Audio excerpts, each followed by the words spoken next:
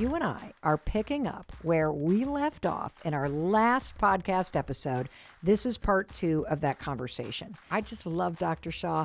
She's here because she's breaking down the topic of gut health for you and me. It's not about whether or not your pants fit. This has so many larger implications for your overall health. So let's talk about your 5-day gut reset protocol. Hey. What are we doing, Dr. Shah? Hey, it's your friend Mel, and welcome to the Mel Robbins podcast. I am so glad that you're here. So thank you for being here. And I know that you're not here because of me. You're probably here because you want to know, what is the 5-day reset plan for being bloated?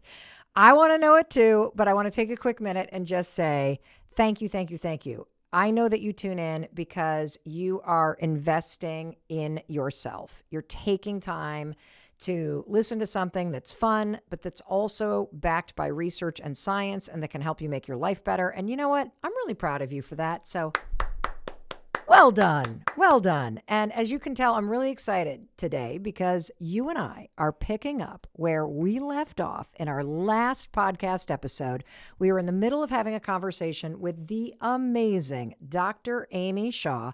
She's been on the podcast a number of times. She has 3 Ivy League degrees. She's a double board certified medical doctor. She also graduated magna cum laude from the prestigious Cornell School of Nutrition. You know what that means? That meant she spends a lot more time studying than I did because I did not graduate with distinction like that.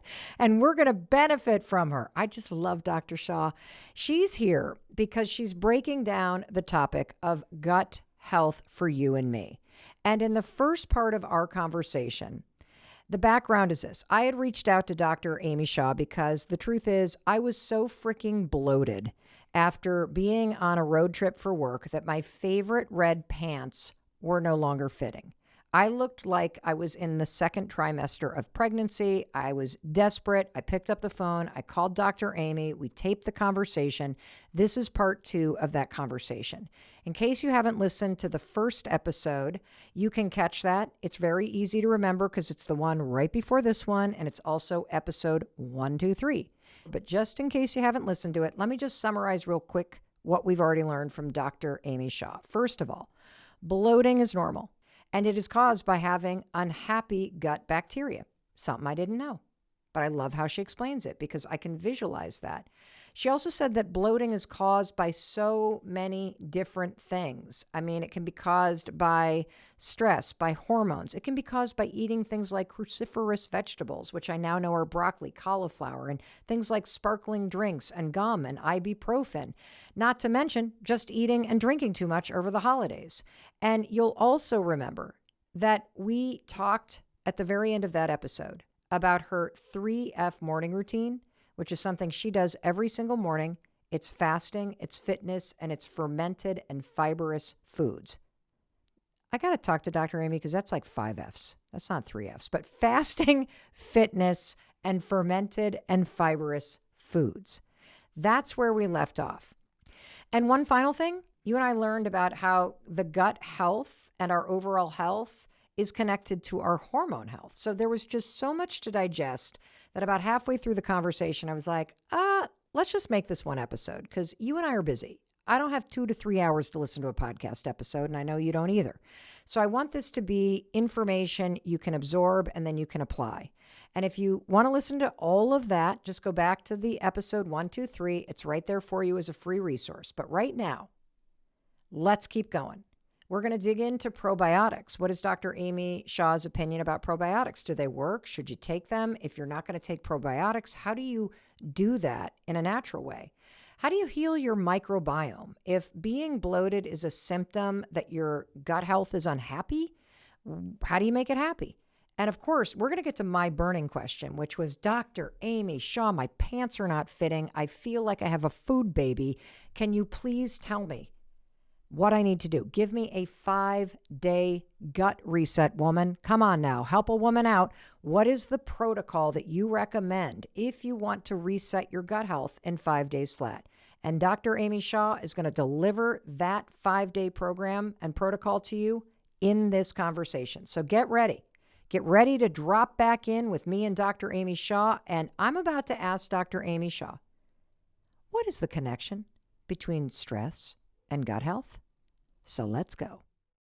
Hey, it's your friend Mel. I'm so excited that you're here, and I wanted to make a quick ask before we jump into this incredible episode of the Mel Robbins podcast about the 5-day protocol for resetting your gut health with the amazing Dr. Amy Shah. Our YouTube channel literally lives or dies based on our subscribers and support from people like you. And my goal is to get to 50% of the views of our channel being by subscribers. And right now, believe it or not, only 20% of the people that watch this channel are even subscribers. It's free. Could you do me a favor, because it really helps a show like ours out, to just hit the subscribe button? That way you're never going to miss an episode. You're supporting the show and you're giving something back to me as I am pouring so much into you. Thank you so much for that. And let's go to the Mel Robbins podcast. How does stress cause bloating in your gut? God, don't you realize that the more I read about it, the more I learn about stress, because we didn't learn so much about it in medical school. We thought of stress as kind of just a part of life, right? Now we're realizing that it causes everything, like literally can cause anything bad can come from stress.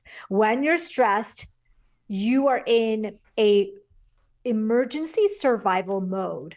And people always equate it to kind of like, you're getting chased by a tiger, and you don't really care about taking care of your gut. You don't really care about balancing your hormones. Like, you're focused on how do I survive in the next minute? Yes. And unfortunately for us, this is happening more and more. Our news media are designed to create a stress response. Sitting in front of a computer all day and getting emails are designed to trigger the stress response. Social media is designed. So we're living in this world that's actually trying to tap in to our stress response all the time. And it's our responsibility to actually manage all that and put ourselves into an enjoyment, into a relaxing state, because everything else is designed to put us in a stress state, which is going away from digestion, moving away from hormone balance, moving away from repair, and just focusing on surviving the next minute. So are you saying that when you're on edge or you're stressed out, that your nervous system interferes with your gut's ability to properly digest food and to stay in a balance in terms of your gut bacteria? Yeah. I mean, think about it. When your body is focused on the task at hand, say it's an emergency situation, all of the blood flow is going to your brain away from your gut. It's going to your big muscles, right? It's ready to run. We're ready to, and we notice it. I don't know if you notice it, but your heart starts beating faster. Mm-hmm. Your blood starts flowing. Your eyes start to dilate because your body's ready to fight whatever this thing is. And a lot of times we're actively in that state, and we have to work to take ourselves out of that state and really relax so that our digestion can work properly, so that we can poop, so we can, eat food and not have acid reflux all of a sudden. Those are all things that happen from being chronically stressed. And like I said, Mel, it's not our fault. We live in a world that's designed to keep us in the stressed state. Because that's what gets your attention. If you open a headline and it immediately causes you to have fear and stress, you're going to pay attention to it. Right. And spend more time clicking it. And so that's what works on social media or news media. And so we're always, and it's good to, obviously know real live world events, but it's also good to learn how to manage your body so that we can actually be in a state of rest and digest, which is the opposite of that stress mode. You mentioned just there the kind of acid reflux stuff. Can you just briefly explain how a state of being bloated or inflamed or just living with really unhappy gut bacteria, what other issues can that create in your life beyond just feeling like you have a food baby and you're uncomfortable in your body? Oh God, the list is just endless. We're learning now that breast cancer is related to gut microbiome. We're learning so cancers, um, we're heart disease, uh, depression. I mean, you name it, and it is related to poor gut health. So what I like to think about it is that it's not this brain, and it's not just gut. It's this like brain gut axis that's modulating our hormones, our immune system. And so all of the things that we want in our life, like healthy aging, come from improving that gut bacteria and the hormones that go with it. Because we don't want to say anti-age, right? We want successful aging. So it's like not just the bloating in the short term, but we're talking, do you want to live a long, healthy life? Do you want to have a happy life? Do you want to you got to keep these bacteria happy. You got to keep them functioning. They have to be talking to your brain and saying, we're doing good here. We're having a good time. And that's when things feel really good in your body. I'm glad that you said that because selfishly, I reached out to you because my pants were tight and I felt like I had a food baby and I was really just uncomfortable and felt very gassy. And I thought, I'm not the only one that feels this way. And I bet Dr. Shah can help me reset my gut. But the fact that you put this in a larger context, that gut health is mental health, gut health is physical health, and that we can't see what's going on in your gut. But if you don't take your gut seriously and you don't learn how to make your gut bacteria happy, it's not about whether or not your pants fit.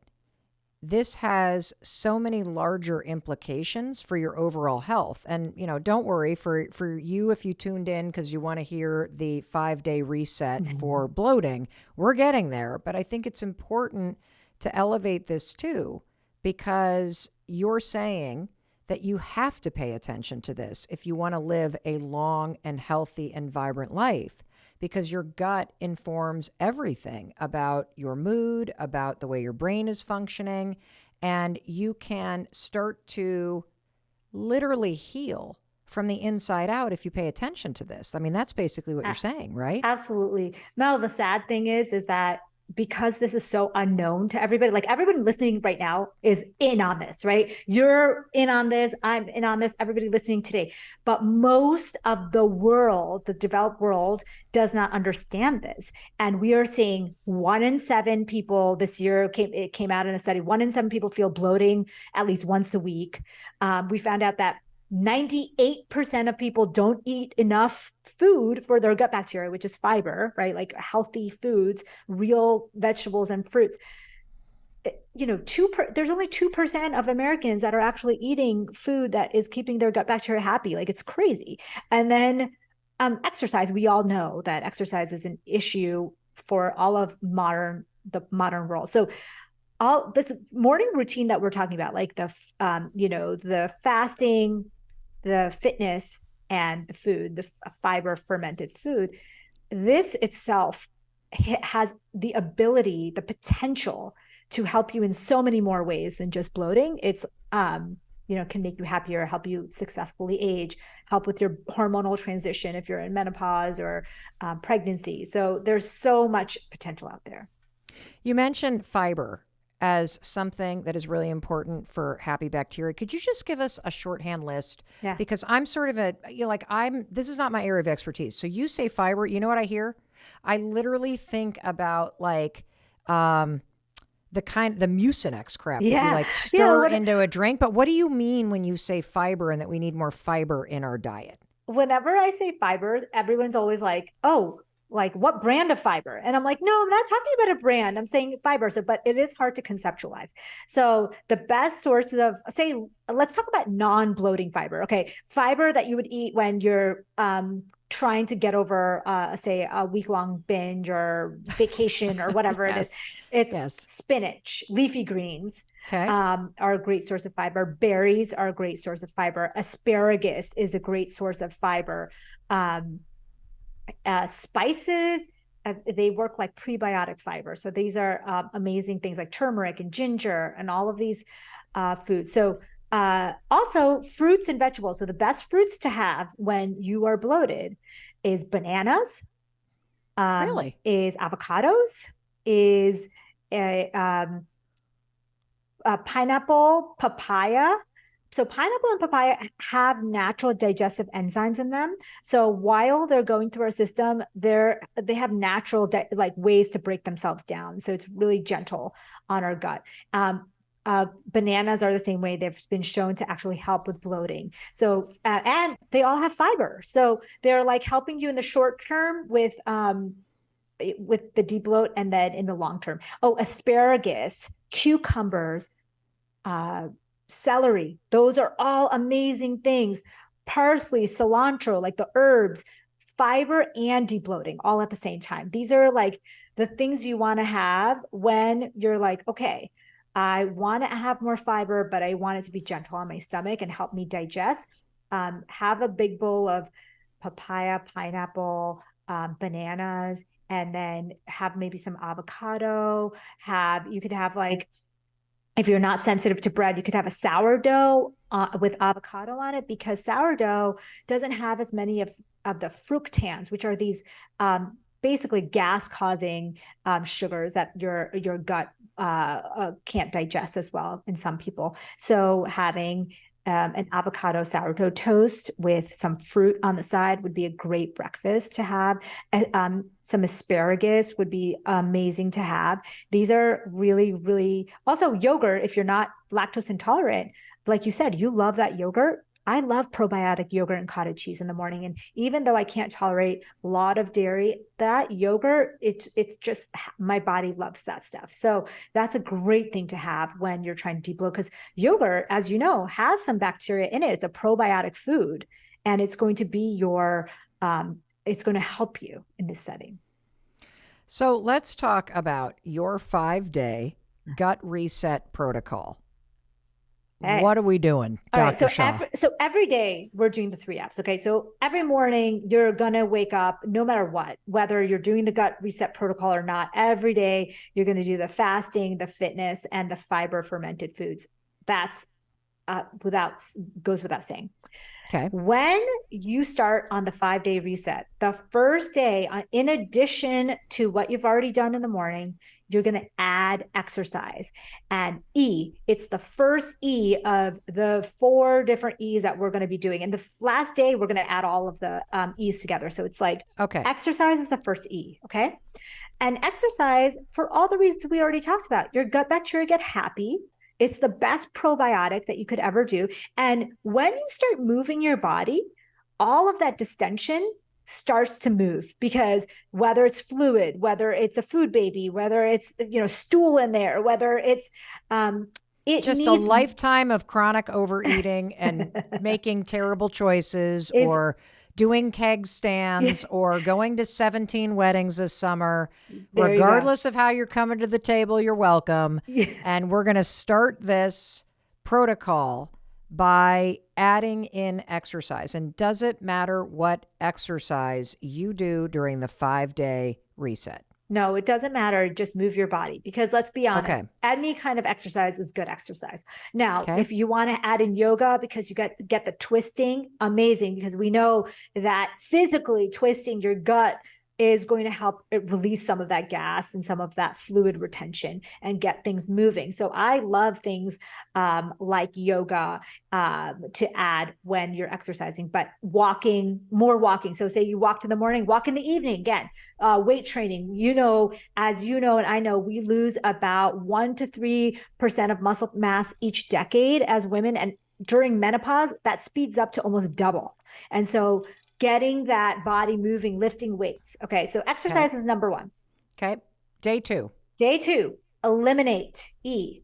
So the second E is eliminate. So what that means is that food elimination diet we talked about, you're going to start doing that. So take out dairy, gluten, white sugar, whatever you think may be triggering. So for some people that could be nuts, for some people that can be shellfish, some people it can be corn, but usually it's gluten, dairy, and sugar. If you're not sure, just take those 3 out. Okay. That's eliminate. That's day 2.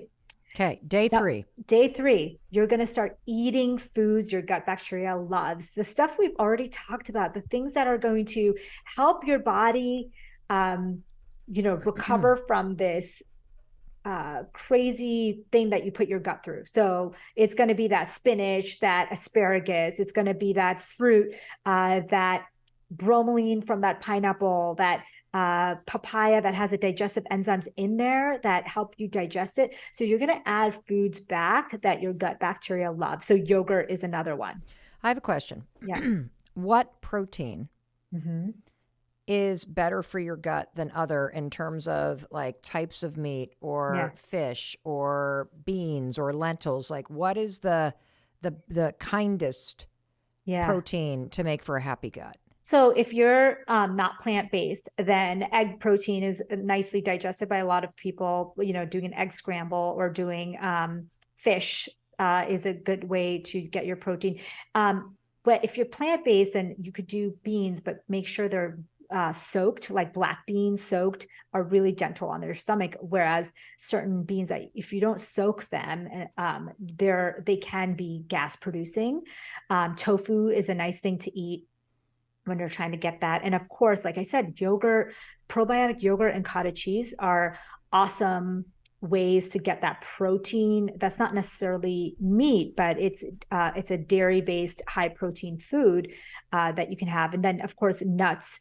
Although nuts aren't necessarily the biggest source of protein, they do have some protein in them.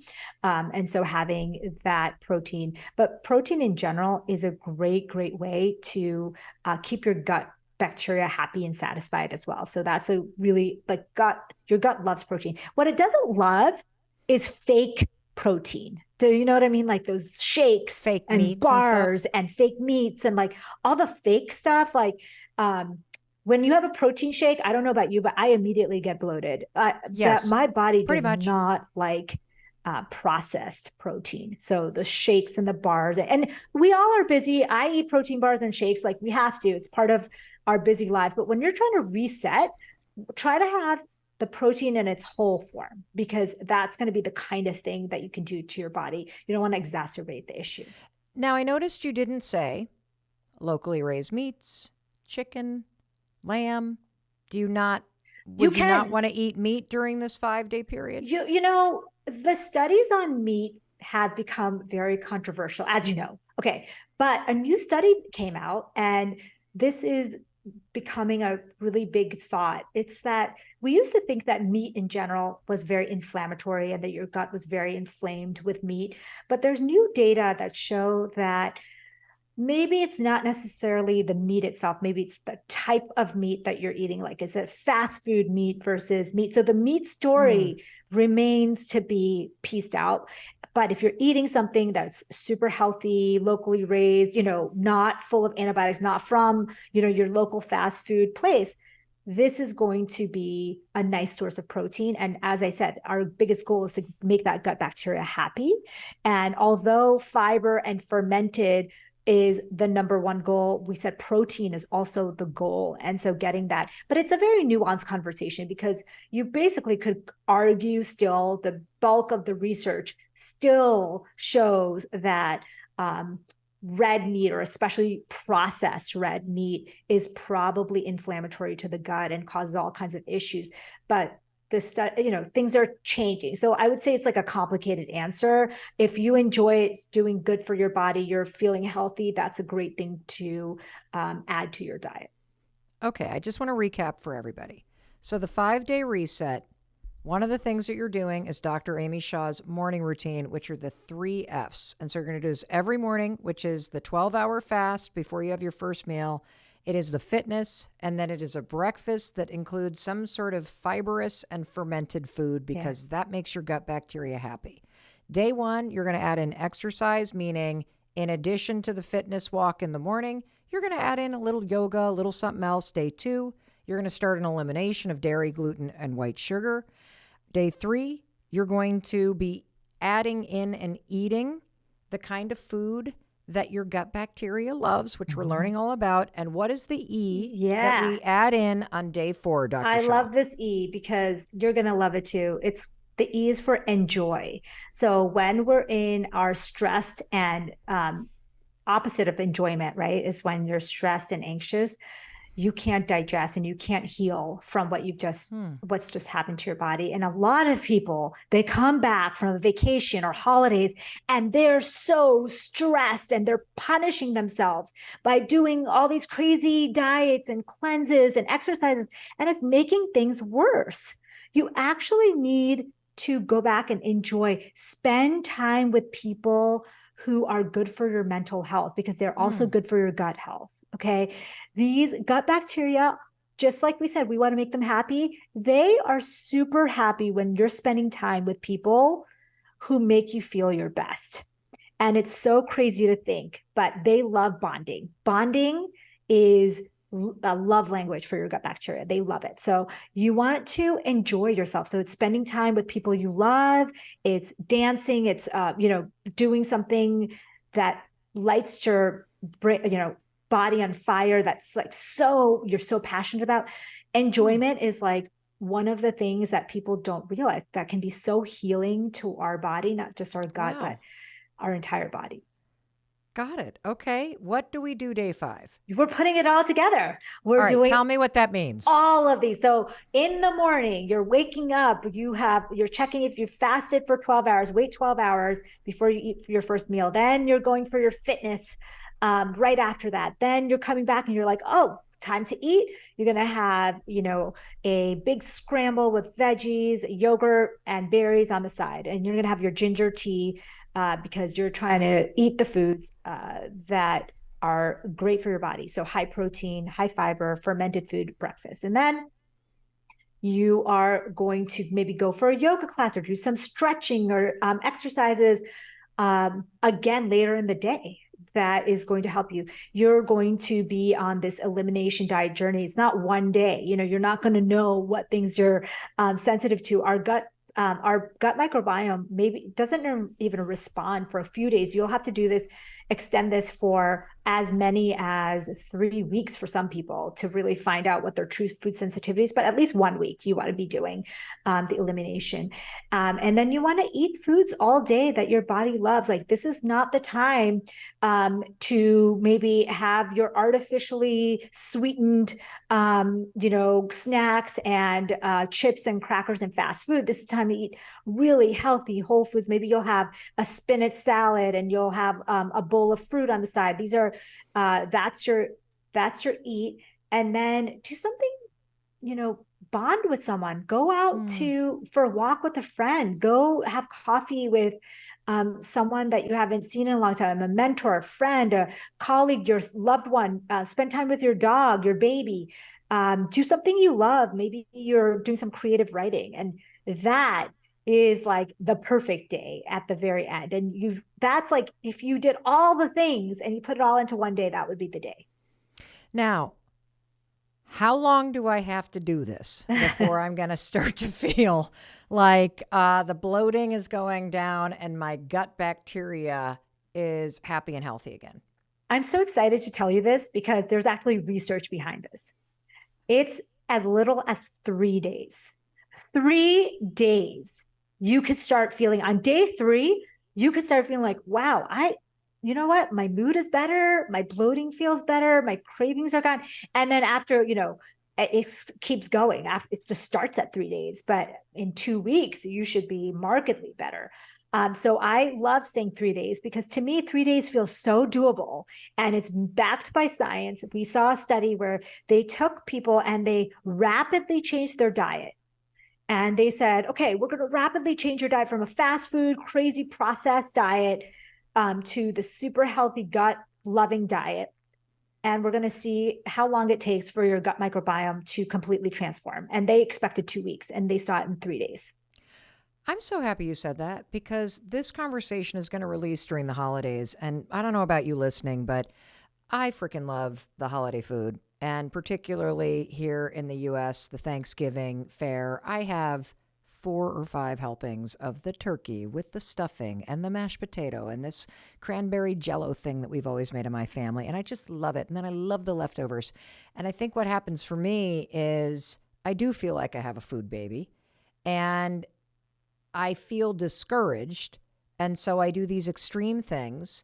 and then they don't really work. And then I feel more discouraged. And so hearing that you can leverage science and you can follow this reset and you can understand the greater context of this. And if you simply stick with it for these 3 to 5 days, you'll likely start to feel better because you're using the science of all of this. That makes me feel more motivated, honestly.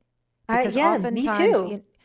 because I felt after this week where the pants started out fitting at the beginning of the week. And at the end of the week, I kid you not, I could not even button these pants. And the pictures, I do look like I am in my second trimester of a pregnancy in these pants. And I felt like I was.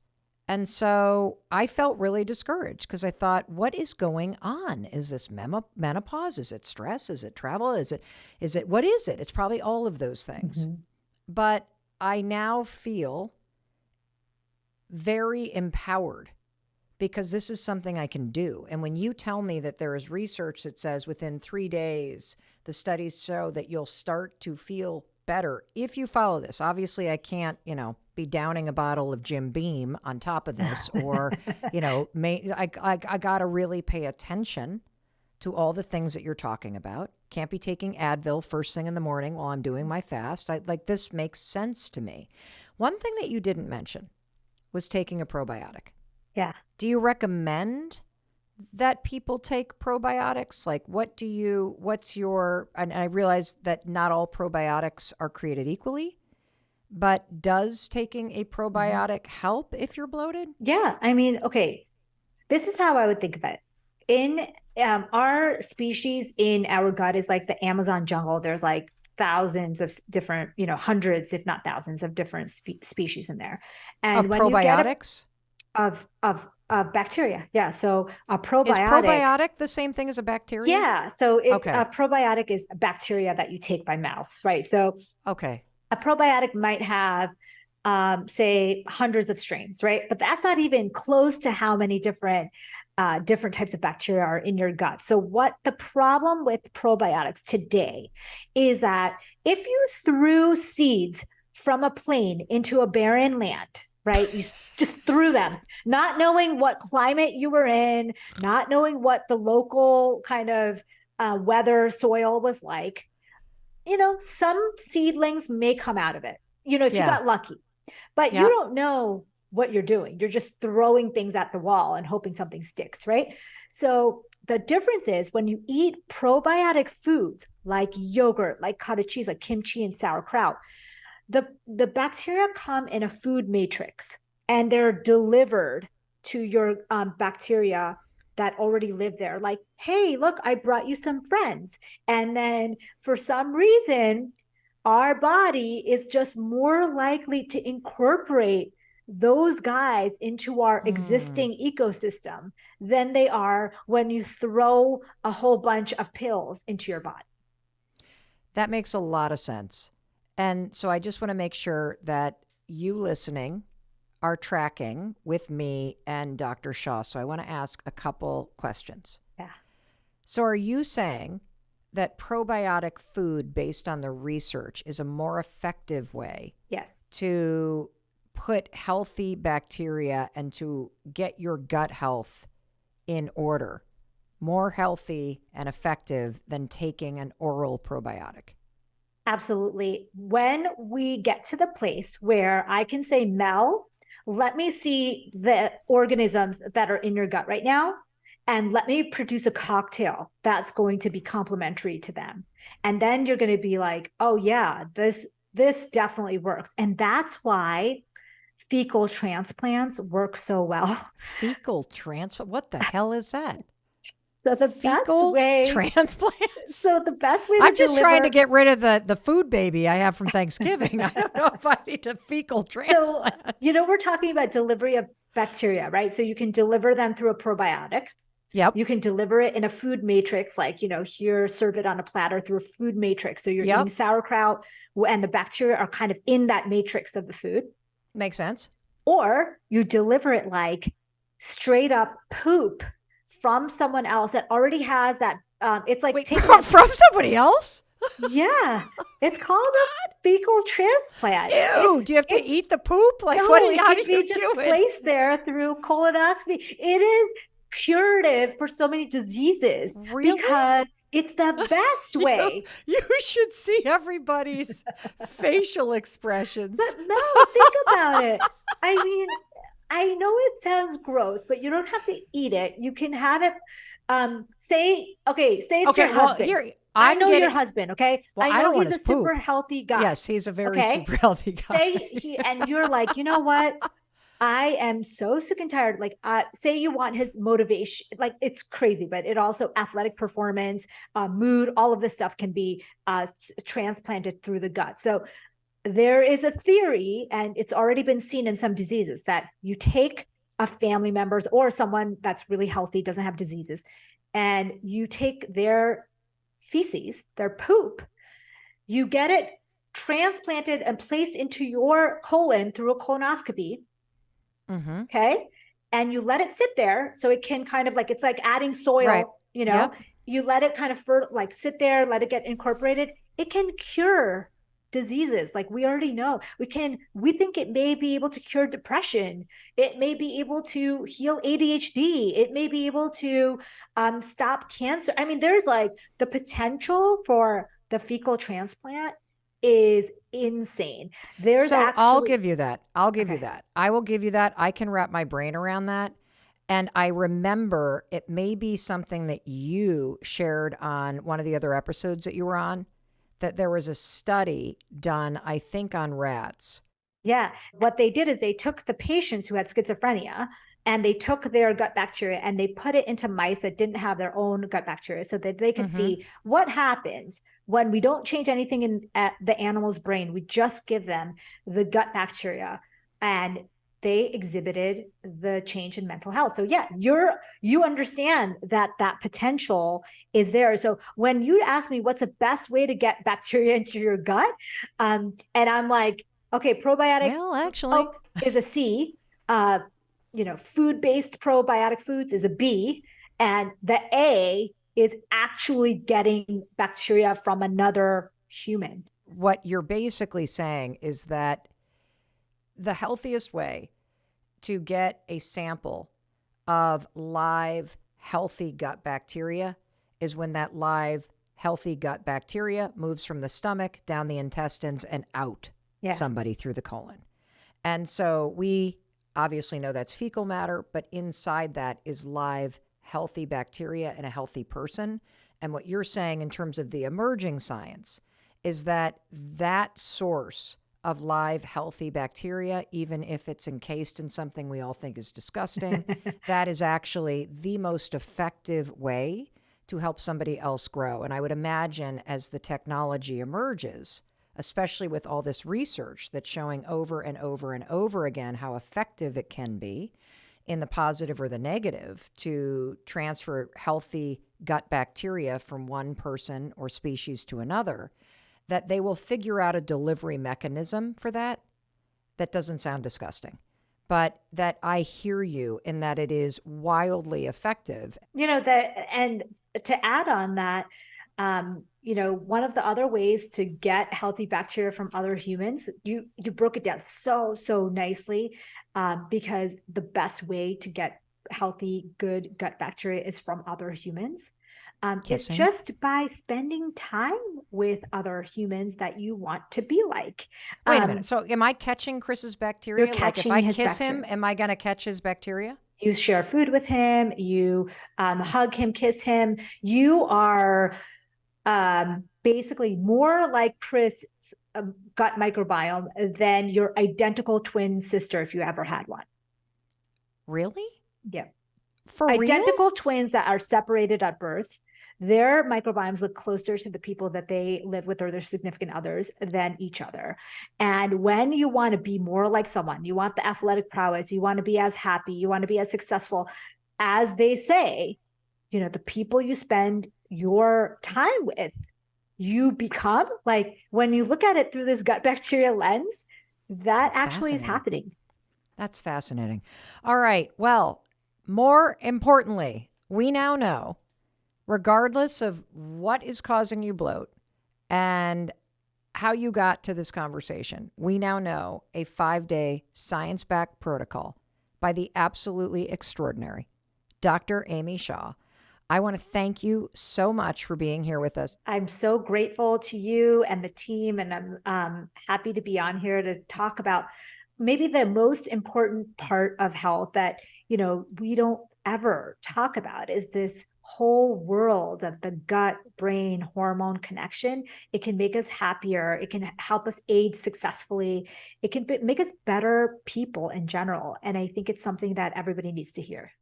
I just love Dr. Shah. Every time I talk to her, I feel smarter. And the other thing that I love about her is she doesn't talk down to you. We just learned so much. That was a gold mine. I mean, you know exactly what to do. And of course, you have to decide whether or not it's something that fits for you and your lifestyle and your health. But she just gave you the research and she walked you through step by step by step based on the research and her expertise, what you could do to not only fight the bloat, but more importantly, take control of your gut health. And as she explained in the very beginning, your gut health and happy gut bacteria means a happy you. And I want that for you. You want to know why? I'll tell you why. Because I love you. That's right. In case nobody else tells you today, I'm going to remind you that I love you. That's why I show up here twice a week to be with you. And I also believe in you. And I believe in your ability to take the information that you're learning when you listen and apply what you feel is right to your life so you can create a better life. All right. I got a reset to go do. I got to find some fibrous foods, I'm going to go eat a banana and some blueberries. And there we go. I'll talk to you in a few days. Thank you for being here on YouTube with me. Thank you for subscribing and sharing the episodes that you love. And now here's an episode I love. You got to go and watch the first part of this conversation, episode 123 with Dr. Amazing Amy Shah.